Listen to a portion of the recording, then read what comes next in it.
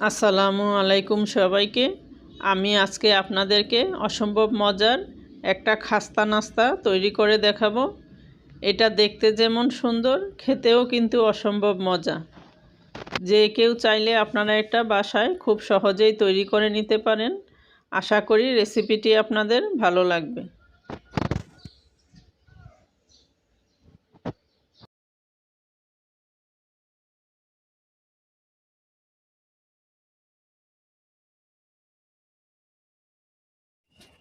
এখানে আমি দিচ্ছি 1.5 কাপ ময়দা, দিচ্ছি আধা চা চামচ লবণ, আধা চা চামচ বেকিং সোডা। এগুলোকে একসাথে একটু মিশিয়ে নিচ্ছি। এখন দিচ্ছি 4 টেবিল চামচ ঘি। ঘিটা দিয়ে একটু ডলে ডলে ভালো করে মেখে নিব। এখানে আপনারা চাইলে ঘিয়ের পরিবর্তে তেল অথবা বাটারও ব্যবহার করতে পারেন। এখন দিচ্ছি 2 টেবিল চামচ চিনি। চিনিটা আপনারা আপনাদের পছন্দ মতো কম বেশি করে দিতে পারেন। এখানে আমি অল্প অল্প করে পানি দিয়ে কিছুটা শক্ত করে একটা ডো তৈরি করে নিব। আমি 4-5 মিনিট সময় নিয়ে ডোটাকে মসৃণ করে মেখে নিয়েছি। এখন আমি এখানে ঢেকে রাখবো 10 মিনিটের জন্য। ফিরে আসলাম 10 মিনিট পর। ডোটাকে আমি 4 ভাগে ভাগ করে নিব।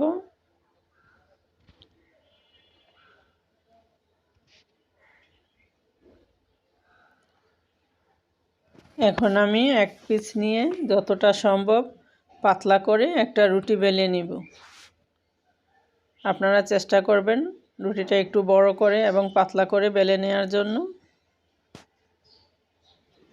রুটিটাকে আমি যতটা সম্ভব পাতলা করে নিয়েছি। সবগুলো রুটি আমার বেলা হয়ে গিয়েছে। এখন আমি এর মধ্যে অল্প করে ঘি চারপাশে সমান করে ছড়িয়ে দিব। এখানে বেশি দেওয়ার দরকার নেই, অল্প পরিমাণে দিয়ে আলতো হাতে পুরোটাতে সমান করে দিয়ে দিব।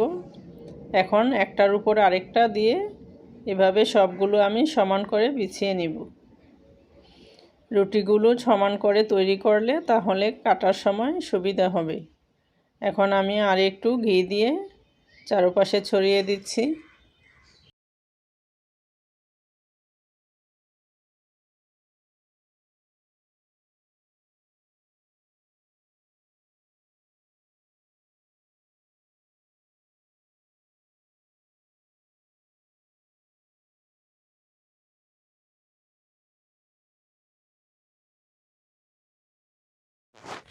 আমি দুপাশ দিয়ে কেটে কিছু অংশ বাদ দিয়ে দিব।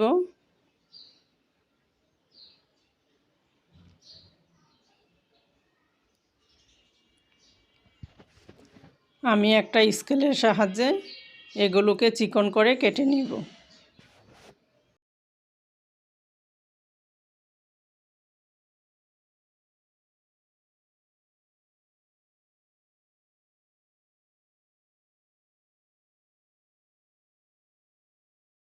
পুরোটা আমার কাটা হয়ে গিয়েছে।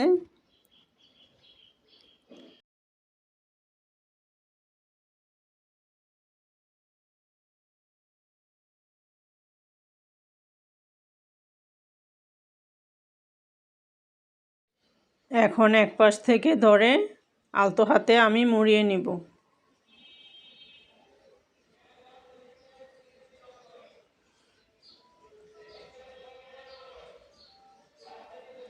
একটার উপর আরেকটা দিয়ে এভাবে আমি 3 পিস একসাথে দিয়ে মুড়িয়ে নিব।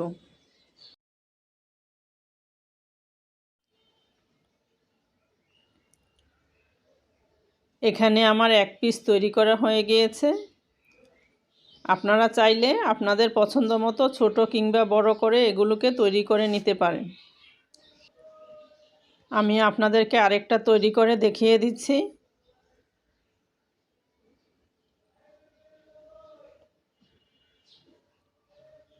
সবগুলি আমার তৈরি করা হয়ে গিয়েছে। এখন আমি একটা প্লেটে উঠিয়ে নিচ্ছি। এখন আমি এক পিস দিয়ে বেলে আপনাদেরকে দেখিয়ে দিচ্ছি। এটা অনেক আলতো হাতে বেলতে হবে, জোরে চাপ দেওয়া যাবে না, তাহলে লেয়ারগুলি একটার সাথে আরেকটা লেগে যাওয়ার সম্ভাবনা থাকে। আলতো হাতে আপনারা এভাবে বেলে নেবেন।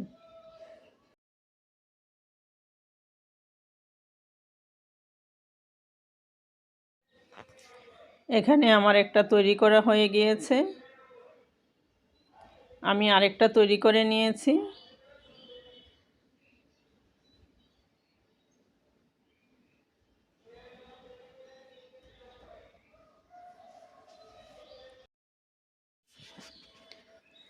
এখানে আমি একটা প্যানে পরিমাণ মতো তেল গরম করে নিয়েছি।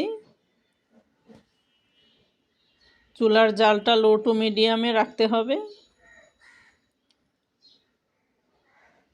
এখানে আমি আলতো হাতে একটু একটু করে নেড়ে দিচ্ছি যেন লেয়ারগুলো খুলে আসে।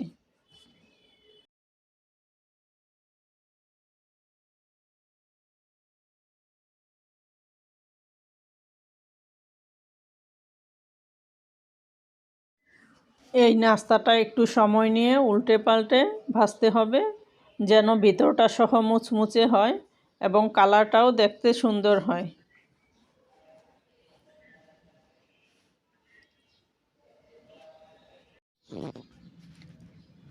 এখানে আমার নাস্তাটা তৈরি করা হয়ে গিয়েছে।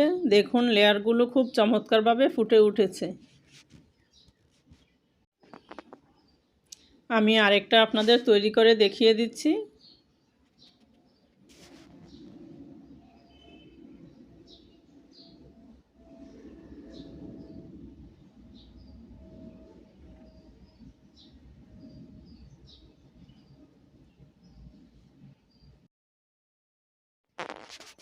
সবগুলো নাস্তা আমার তৈরি করা হয়ে গিয়েছে। এখানে আমি উপর দিয়ে চিনির শিরা দিয়ে দিচ্ছি। আপনারা চাইলে এখানে গুড়ের শিরা অথবা মধু দিয়ে পরিবেশন করতে পারেন, অথবা এমনিতেও 1 মাস রেখে সংরক্ষণ করে খেতে পারেন। এখানে আমি আপনাদেরকে একটা ভেঙে দেখিয়ে দিচ্ছি। দেখুন নাস্তাটা কতটা খাস্তা হয়েছে এবং কালারটাও খুব চমৎকার এসেছে।